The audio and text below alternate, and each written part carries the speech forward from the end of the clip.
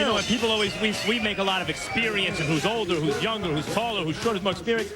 But the fact is, Polo has performed on a higher level, especially recently, than Toledo has. He's against stiffer opposition. A better fighter. Absolutely. Great point there, Max. And the crowd on the Intrepid deck is fired up and ready for tonight's main event. Inter-continental Featherweight champion,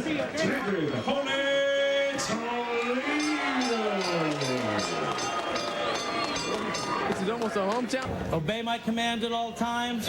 Protect yourself at all times. We're under the rules. In the dressing room, I expect that clean fight. Shake hands, come out boxing at the bell. Good luck.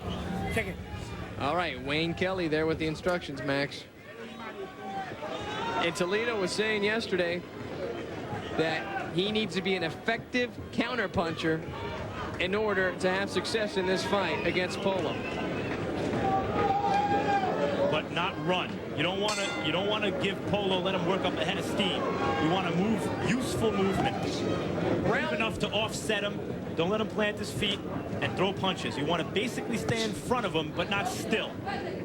Round one of our main event here this evening is underway. Now, not stand in front of him, rather be in punching range, but don't stand still.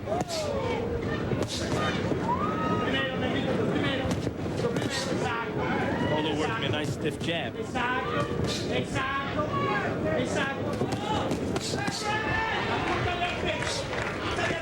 As you can see high above the ring here, Miguel Diaz, the trainer for Polo, made a very quick point here this evening. He ran inside the ring, measured it out with 16.5 feet. He said he loves that because he's got an old fighter, and his old fighter doesn't have to move much tonight in order to get those punches in against Toledo. Certainly an advantage. It would seem to be an advantage for Polo. You know, people say, well, two southpaws fighting each other. It's like two orthodox fighters, two righties fighting each other, no problem. Not exactly. Southpaws aren't used to fighting southpaws. There are fewer of them than right-handed fighters. And so it's awkward at times for a southpaw to fight a southpaw, just like it's awkward for an orthodox fighter to fight a southpaw. They don't see them that often. Just like Jones and Scotland in our first fight, Max, these two southpaws putting on a great show early and throwing a number of punches here. And let me make another baseball reference here. I talked to a lot of the Brian McRae and guys like that, analysts for Baseball Tonight, ESPN's Baseball Tonight, and they always say, look, doesn't matter how you come up hitting righties. In the end, you hit the righties better than you hit the lefties because you face them more. You're more comfortable against them. And it's the same thing for southpaws. Ultimately, they're more comfortable against the style that they see more often and have an advantage against. Two southpaws, although nowadays it's getting more and more, it's getting increasingly frequent. We're talking about Polo earlier picking up the decision over Vasquez, a surprise decision, losing a split decision to Gainer, and talking about the fact that he's got more experience, but Toledo does not seem phased at all and has come in here and fought his style of fight. And people have to realize what kind of fights those were against Vasquez and Gainer. Those are blue chip contenders at least. Vasquez was a feared puncher, undefeated fighter, considered a potential threat ultimately to Nassim Hamed. I never thought he was, but many people did. And Derek Gainer has given fits to every featherweight he's ever fought. And I'd have to think of whether Gainer ever lost to a guy at 126 pounds. He may have no losses at 26. It may just be at 30. Gainer's a stinking difficult guy to fight at 26. Nice fight by competitive with him. That snaps Polo's head back. But look at Polo, Max. He got connected with a shot during your point there, and he's just right on top of Toledo again. We're told by CompuBox that Polo's already thrown over 100 punches in the round.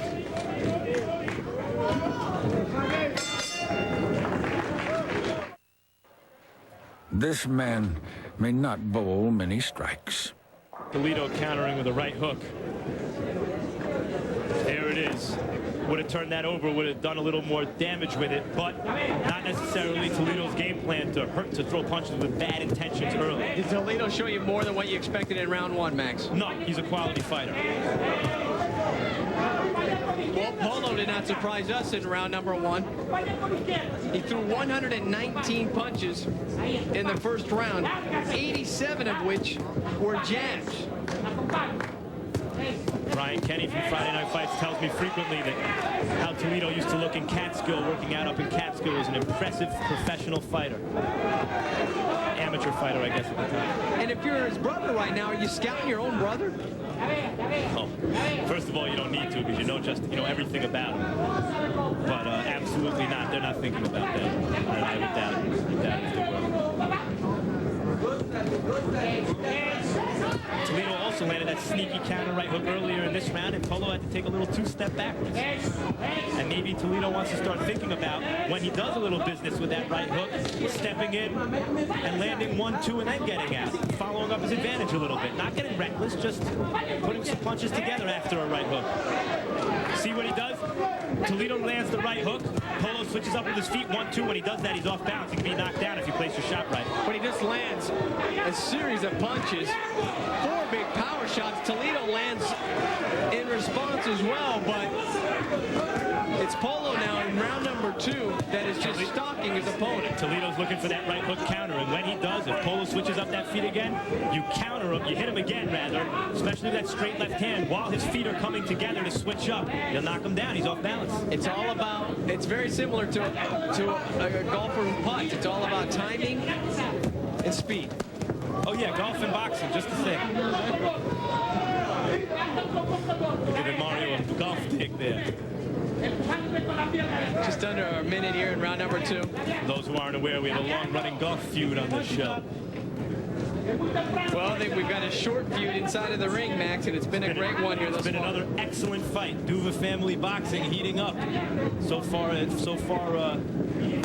excellent action, although the first fight ended perhaps tragically. We'll find out.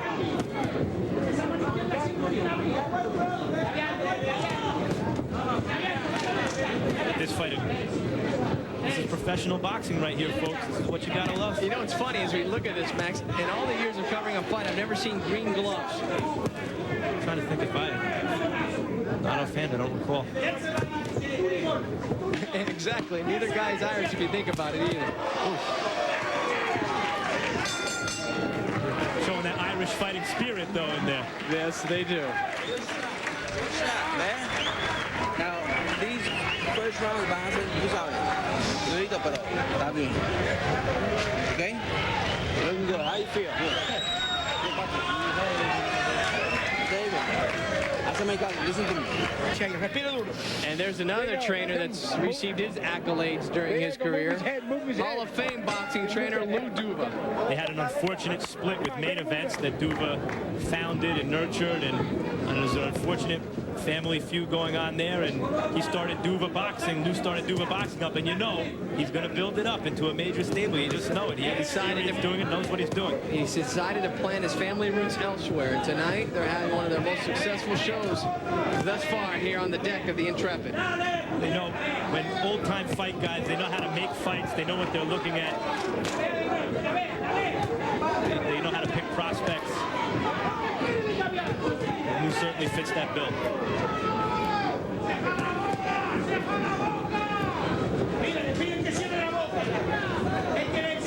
Look at the stats now from punches in round number 2, Max. And there they are. Flew more and landed more, but Toledo had plenty of moments. And you see what he's doing here when Polo opens up. Toledo's picking up his hands, keeping his elbows tucked, his hands high, his chin tucked, looking to counter with right hooks. The problem is he's not putting anything behind the right hook. Toledo not following up on his advantage when he hits and momentarily stuns Polo. You know, it's funny, the first fight of the night, the light heavyweights, we were talking about earlier in the day, you and I, about it's a division where it's probably the easiest to get an opportunity at the big money. Big guy, right. In this division, logjam. Exactly. It is like featherweight is maybe the deepest division in boxing. Tremendous talent. Not like junior welterweight, where people talk about its depth. Featherweight is far deeper, and the fighters on top are better also, so far. Unless Zach totally dominates Costa, then he's right there. But it's a very rich division. With Hamed in there with the big paydays. Hamed just beaten by Barrera, tremendous fighter. Morales is there. Bones Adams is going to move up with Poya Ayala. The winner could easily move up. You got David's brother, Frankie, who just grabbed the title. Botile, who lost to Frankie, is still a tremendous fighter if you come right at him. These two guys, Polo can fight, and they're putting on a tremendous fight so far. It'll be interesting to see how the judges for this bout, Bob Gilson, Tony Paolo, and Steve Weisfeld, judge this fight. How much credit they give Toledo, considering that he's doing most of his punching while backpedaling. Right, but probably still getting outpointed. I didn't even mention Juan Manuel Marquez, and so he's a tremendous fighter at featherweight. Oh, might be the best fighter in the division. You don't know. You like to see it. Fought Freddie Norwood to a controversial loss. Many people thought he won that fight. Another tremendous fighter, unfortunately, is out of action right now. Freddie Norwood in the division. Just an unbelievable division, 126 pounds. Best in boxing? Yes, I would say so. Well, here are two fighters who are trying to climb through the This is why. Here you have two mid-ranked contenders at featherweight. Excellent fight, tremendous fight. Had to have him be a naturally smaller guy, taking those bigger shots, but didn't have to dry out and damage himself physiologically right before the fight. Physiologically the right word, or should it be biologically? Damage himself physically before the fight. There you go, simplest is best. Cleaned it up nicely. Occam's razor. Round 4 between Toledo and Polo. And you know something, Bobby Tomasello, we had in the tragic fight on Friday Night Fights, showed all the heart in the world, got a draw against Steve Dotsey on Friday Night Fights, and wound up passing away of injuries sustained in that fight. Sometimes, even though he got the draw, I mean, let's say he would have been okay, Tomasello. Would it have been worth it for that draw? The risk, would the risk have been worth that draw? Well, the answer for a guy like Tomasello and for a guy like Pete Taven is yes. When guys like that say they're gonna have to carry me out on a stretcher before I lose this fight, they mean it. They're warriors. They know they're taking a risk with their life when they get in there, and they'll have nothing less. They don't want to lose. No fighter in the history of boxing, you could say. Oh, tremendous action in here. Polo's got Toledo against the ropes, and he's just unleashing the punches. And Toledo's got no answer. Toledo fits the bill of that warrior. Look him taking these shots. Well, he's not giving an inch. But he's not giving an inch. He's not acquiescing. And who this must be affecting right now is Frankie. After having seen what he just saw in the ring earlier in the night, his brother's taking big shots to the head. He has to be affected by this right now, Frankie Toledo. And you'll wonder if Wayne Kelly would be affected by it as well, the referee in this bout. And Polo lands a stiff left. And he is just smothering Toledo right now with the punches. Tremendous heart from Toledo. As I was about to say, no fighter in the history of boxing, you can say, has more heart than Scotland Pete Taven, Scotland, rather. You can't say that more, only as much. And Toledo's showing that kind of moxie, that kind of heart right now. And here comes Toledo as he backs up Polo to the ropes with a left. These are warriors, folks. They're willing to lay it all down, everything, risk everything to win, everything. These are metaphors in other sports, in basketball, baseball, football, metaphors. This boxing. Yeah, it's a reality. They mean it literally in boxing. And Miguel Diaz screaming from the corner that Toledo's a dead fighter inside of the ring. He's got no energy. Go after him.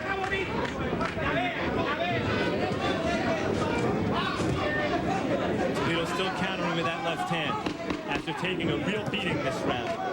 Exciting action from New York City. We'll have more when we return. Hard. Well, it's that left that he has no answer for. As we look at the punches in round number 4, look at the amount thrown by Polo, 102. He only landed 31, but he did tremendous damage with the punches that were landed. That's right. And Polo's still pressing the action, landing and it's, you know what, folks, this is coming behind a stiff jab from Polo. He's setting that up with a stiff right jab, not just waiting in there. I said last round, in football they mean it metaphorically. No, they mean it literally in football too. Boxing and football, those are the two. People are willing to lay it all on the front line. They mean everything. And Toledo's that kind of fighter. He's showing it right here.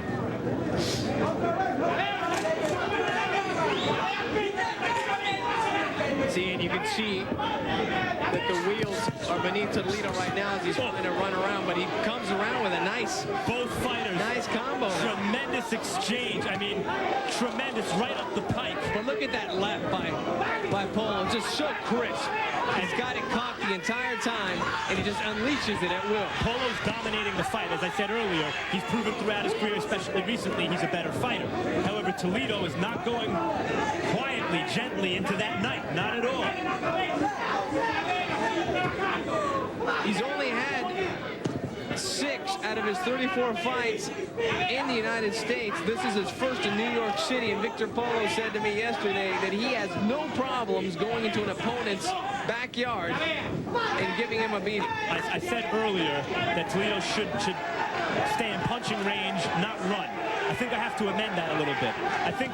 I think he's having more success, Toledo that is, having more success slipping from longer range and picking his shots and pot shotting. And I think he needs to adjust his game plan if in fact that wasn't the game plan going in. I think I was wrong about that off the top. You see him having more success when he can see Polo's punches coming from long range, slip them and pot shot him and counterpunch him like he did just then. Well, part of the reason for Polo's success, and if you look at Toledo, maybe you can adopt this defensively, is look at where he keeps his right hand and his left hand. Always up right beside the chin the entire time. Polo or Toledo? Polo does. And if Toledo can kind of copy that formula here midway through the fight, it could buy him some rounds, especially in the energy department, and allow him to save up for a serious stretch run. I like the way Toledo's fought much better this round. Still not winning the round, still lost the round, but he's fighting better.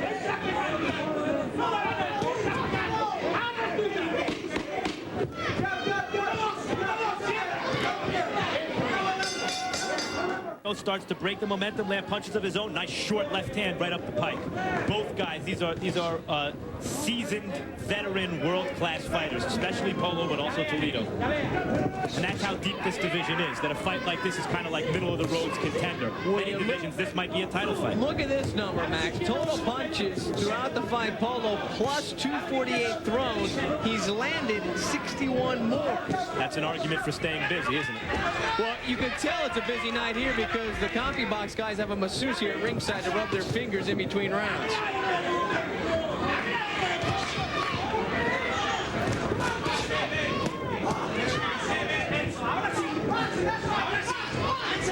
I think Toledo needs to start breaking up the rhythm of his movement as he just did, not lying on the ropes, but you can't just continually move the way that feels comfortable. For a southpaw, that's counterclockwise. You have to sometimes break that up and move clockwise, throw the guy's rhythm off. Well, he did something very well there, and that was establish that right hand as he was coming in, and it snapped him back twice.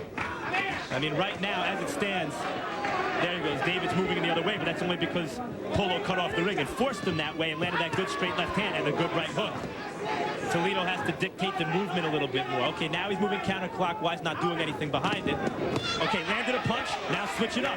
Now go to your left. Now switch it up. Don't let this guy get in a rhythm because he's getting in his rhythm, sticking that jab out and landing that straight left hand. And Toledo's walking right into it. Well, Polo's a ring general inside of that ring tonight. Yes, he has been tonight. And it's funny, we're talking about the ring size earlier, and it has played to his advantage dramatically here this evening. Because if this was a bigger ring, it would allow Toledo to move around. So often you can look at a fighter's feet and tell what's going on in the ring. The feet is the actual position of the fighter, not where he's exactly. You can see. You want to know where he is, you look at his feet. That's where he is. Look at Polo's feet as he walks in there with confidence, and Toledo's a lot of movement there. Polo constantly having the 1 foot in the back to base him. Give him some foundation. You also look at which way these guys want to move. Now, yes, Toledo wants to move the way he's moving, ideally more frequently than the other way, but he's not moving at all the other way.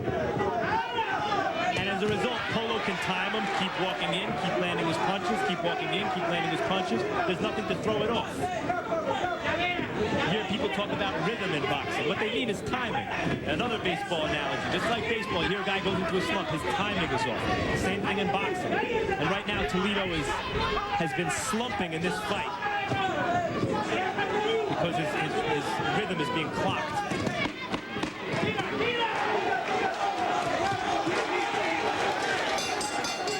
Round 6 comes to a strong finish. Now, if you didn't watch Friday Night Fights last week, you missed some great fights. Missed it. You also missed some great knockouts. In an early bout, Devin Thapa catches Isidor Tejedor with an inside right in the 6, and take a look at the result. Oh, good evening. Gone. Main event of the evening featured the always exciting Julian Lederloh versus former title challenger Katie King. In the second round, Lederloh catches King with an uppercut and finishes him off with a left hook to improve to 17-1-1 with 16 KOs. So a good win for the light heavyweight there. Now, there's more boxing coming up on ESPN2 this week. Friday Night Fights, presented by Miller High Life. We'll present light heavies Eric Harding, IBF #3 fighter there, Eric Harding gave Roy Jones the toughest fight of Roy Jones' career. That includes Montel Griffin, folks. He'll be taking on Demetrius Jenkins. Round 7 of 12. Mario Diaz, Max Kellerman, and Cassandra Henderson coming to you live from the deck of the Intrepid in New York City. You're watching the main event of the evening, presented by Miller High Life. Victor Polo going to work now on David Toledo against the ropes. He's trying to take out the hometown fighter. And a smart move there to try to cover up, but he doesn't get the gloves around him. Toledo is starting to take a beating. I mean, he's been taking a beating throughout the fight, but he's been in the fight. He's throwing punches back. I mean, this is the danger in boxing. Toledo takes a knee. Over here. Low blow.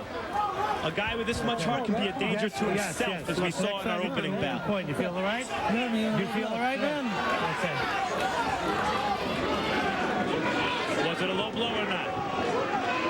There was no count applied.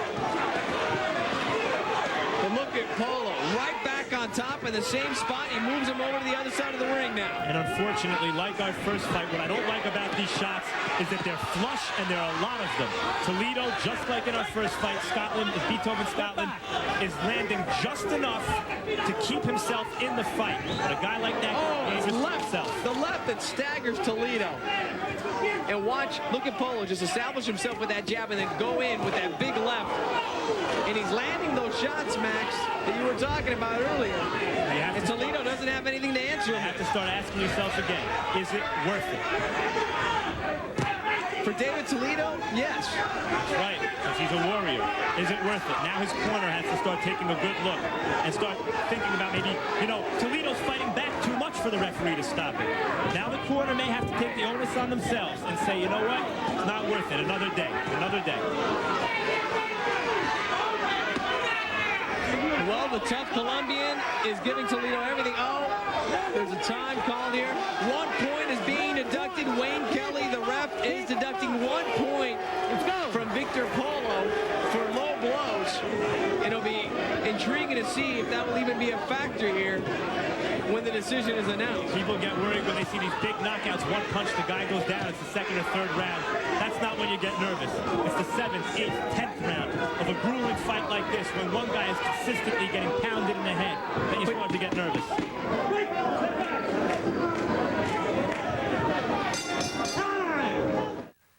And it comes right back.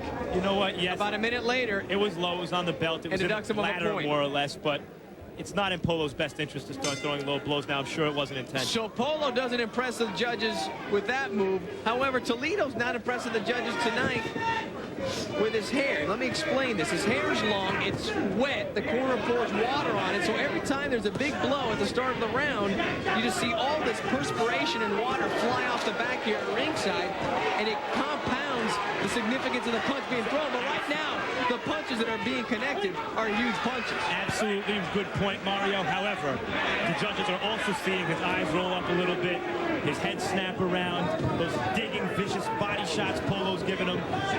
Polo, according to CompuBox, according to PunchStat, landed 36 punches last round. 34 of them were not jabs. Hooks, uppercuts, crosses, but not jabs. 34 out of 36. And those non-jabs are generally referred to as power punches. And a lot of them were actually power punches last round. And so far this round. Let him go.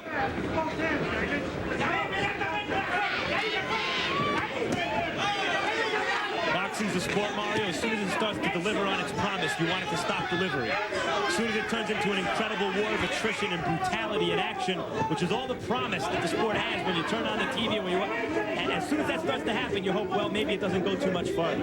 It's paradoxical.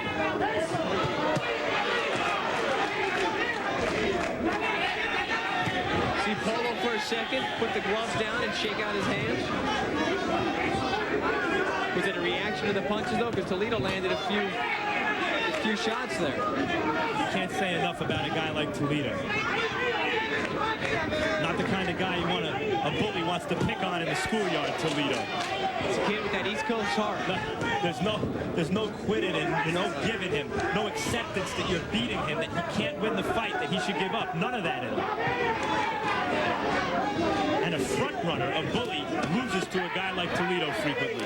Polo's not a bully. He's a good fighter. Now Toledo's getting warned of a low blow.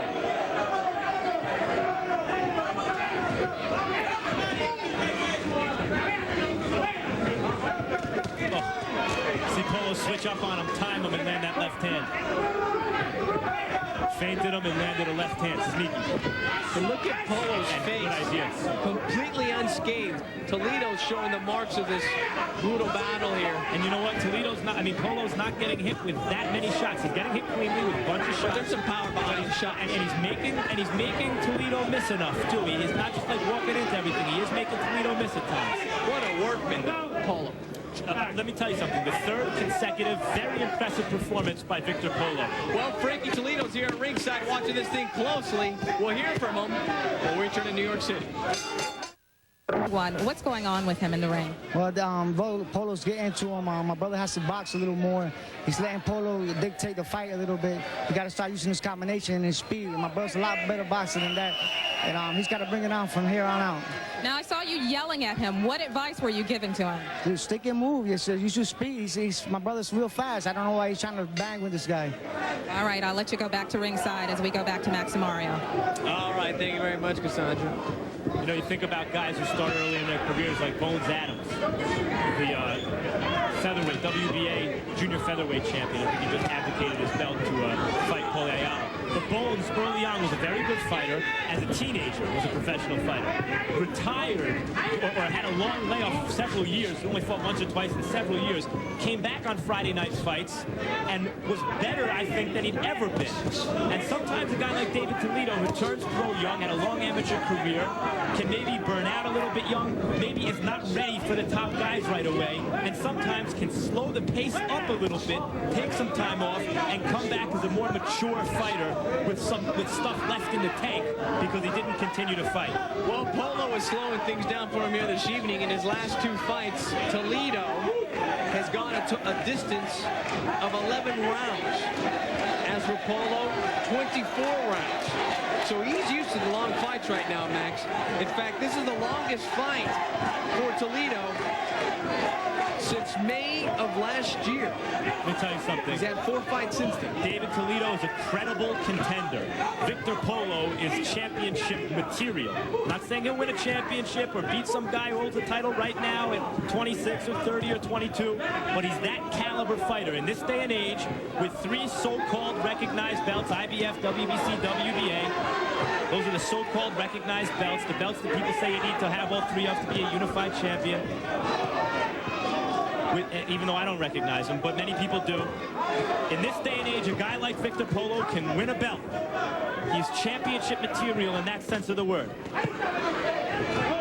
As you said, he lost a split decision to Derek Gainer, a very tough guy to fight at featherweight. What you folks are looking at is a credible contender type in Frankie Toledo against a championship level fighter in Victor Polo. But I'm not convinced that this is a complete blowout here, Max. I think that in the eyes of the judges, Toledo, having fought here several times before, they're used to his style. and they could possibly be giving him more points than we're giving him credit for right now. No, I don't think so. Steve Weisfeld is an absolutely top-notch judge, to name one judge here tonight. Absolutely top-notch, according to Greg Serb's method, the head of the ABC, the Associated Boxing Commissioners. That's the closest thing we have to a national commission. Steve Weisfeld ranks perfectly among judges in the system they have for ranking judges. That's an up-and-up fair system. I don't think Weisfeld has given Toledo one round other than the point deduction. I'd be surprised if he did.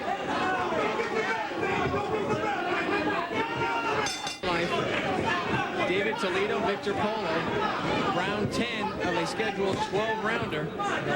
In a fight like this, Toledo is doing just enough. I think, Mario, what you're sensing in the last round, saying not sure how the judges haven't scored. I'd be surprised if Toledo has any rounds other than the point deduction round. I think he's lost all the rounds. But in a fight like this, what people are seeing at home when they say, well, it's not a total massacre, is Toledo does just enough to stem the tide. Every time Polo looks like, oh, he might stop him, it might turn into a massacre, Toledo does just enough to stem the tide. But you see how it adds up over the rounds. Landed over 100 punches so far, and most of those are power shots that Polo's landed.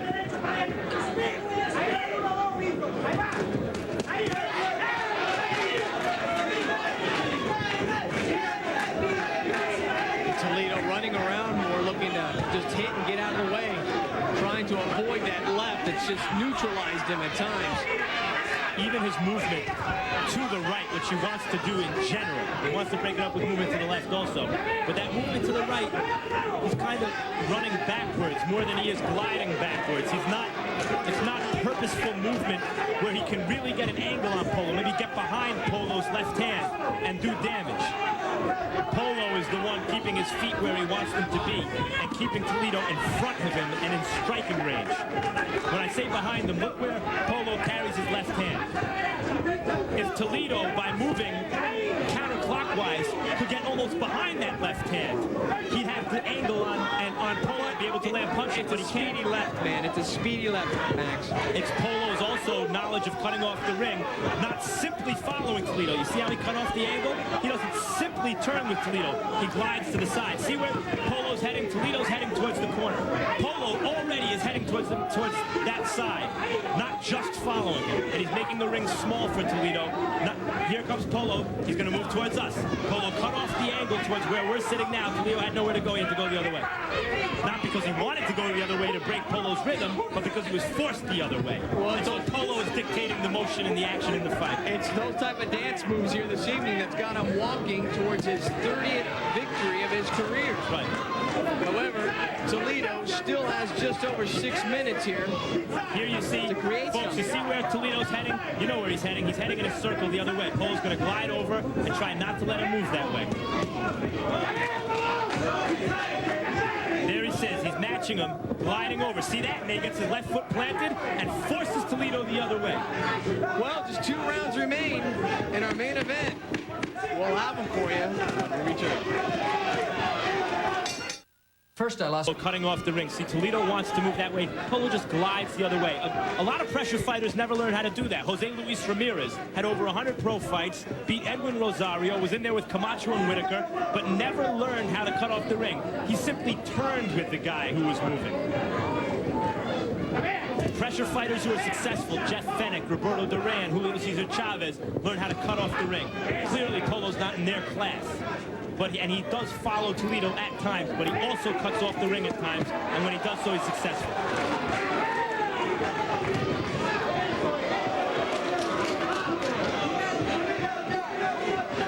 And as I say that, he follows Toledo around, and Toledo lands. Well, look at Polo. I mean, he is just continuing to stay on top of Toledo, and it's funny because in between rounds, Miguel Diaz said, if you give him these rounds, we lose the fight. Diaz is keeping his guy motivated, making sure he doesn't get more motivational talk. As you said, it is Toledo's hometown. You never can be 100% sure. And he is known as a fighter that fights off the ropes. He likes to counterpunch. If Toledo were to get this decision, unless he were to score 3 knockdowns here and 3 knockdowns in the next round, it'd be a very, very bad decision.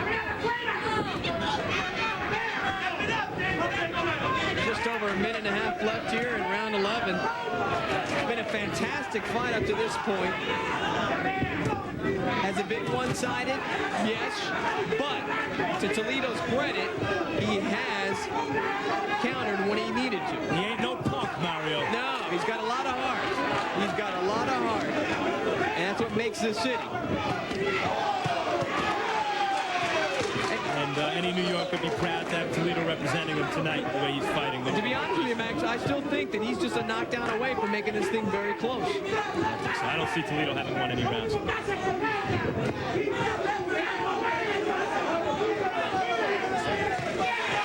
Nice left connects by Toledo. And that right hook to the body really bothered him. That shook him up. I think that's the most hurt he's been in this fight. That right hook to the body. Those body shots are the ones that hurt you. And physically, you know, well, that's Polo trying to slow down the wheels. Right. That's Polo trying to take away the legs. You might get stunned with a shot to the head. Oh, big left that knocks down Toledo. Unexpected. The first time that he's been down by a shot to the chin. That short left hand to me. That as I mentioned earlier, Polo is calmly throwing. A sign of experience and a world-class level competitor. Yesterday, he bragged about the fact that his chin has never failed him. In round number 11, it just did. Yes, you're right, although he's still fighting. He's still here. And as we mentioned, a knockdown could be the big difference for Toledo. It may have just completely secured the fight for Polo. Here's Miguel Diaz in the corner. Tell him.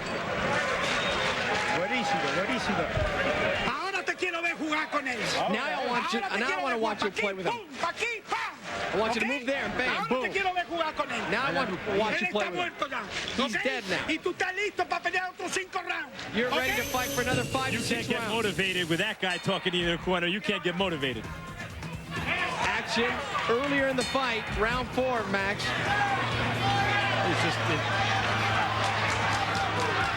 It's Polo opening up a can of you-know-what whooping. Seventh round, more Polo putting Toledo against the ropes. And then in the last round, which we just saw in the 11th, he puts him up against the ropes. It's the left that stuns him.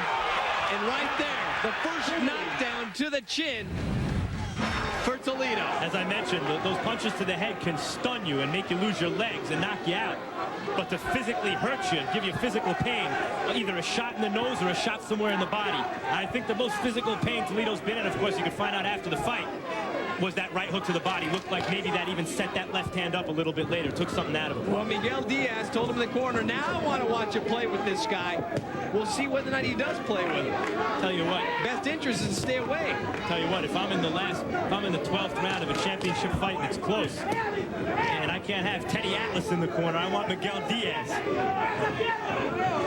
We got another Diaz beside you, so you're all right. Just over 2 minutes here for David Toledo to create some magic. Of course, you can have Emmanuel Stewart. Until recently, Eddie Futch, when he was still active. A lot of great trainers out there.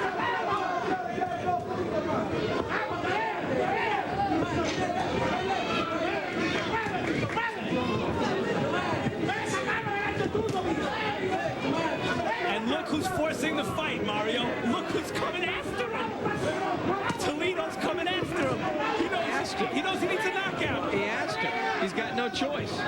But he is coming after him, and he's making Polo give a little ground. Yeah, you could say, well, and you wonder how different this fight would have been if he would have done this early. Well, he would have done it sooner. I don't know if he would have imposed, if he could have imposed his will sooner. Well, and the reason why also that Polo was backing off is because his corner told him back off and just play with this. Did he? Back off, he said? Said basically play with him. He's not going to play with him getting inside. He can only play with him from the outside. Well, you got the advantage here, pal. You know Spanish. Just a little. How did I go through the little advantage schools and not wind up knowing Spanish? Don't ask me. Yo no sé. Me neither. But look at Toledo, Max. He attacks the body with the right, and he comes back up top, barely misses with the left. It's been a fantastic fight here at ringside. ringside, a fantastic fight for you at home. We'll let you enjoy the final 30 seconds of this one as it plays out here for us at ringside. Even up to the last moment, Toledo firing back.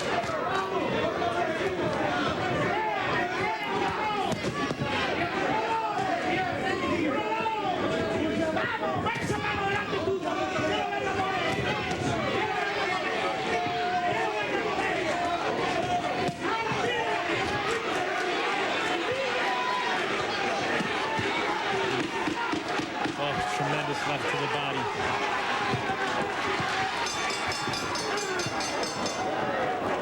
A valiant effort by David Toledo at the very end, but it's Victor Polo who walks off with his arms raised and with a smile on his face.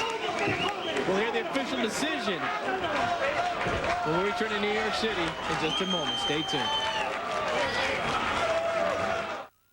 Fights is presented by Miller High Life and in part by Havoline. Use new Havoline motor oil technology and get improved gas mileage. Add more luck. Deck of the Intrepid, as we have just seen our main event of the evening, Victor Polo versus David Toledo. The crowd here at ringside now awaiting the official decision. They are currently tabulating the scorecards. And there are the total punches number, 31%, 31% for both fighters.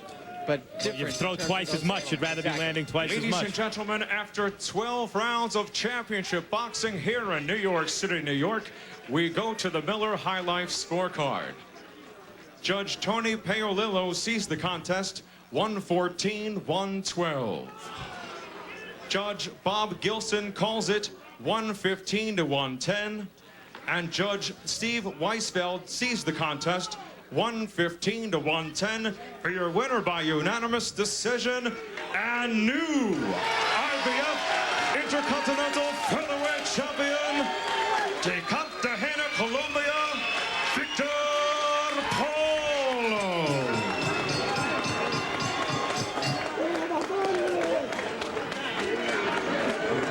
Victor Polo picks up an impressive victory by coming into David Toledo's backyard. Mario, you're good looking, I'm ugly, you're smart, I'm dumb, you're right, I'm wrong. When Steve, listen, that's not the way I saw the fight at all, but Steve Weisfeld is a great judge. He scores at 15-10, I believe him, and we watch the tape and see if I agree with him then also. The judges were used to his style here, and they can make it closer, Max. And there, with the win, he ups his mark. According to the ringside doctor, Beethaven is not in danger of losing his life, but he shouldn't fight again. And that's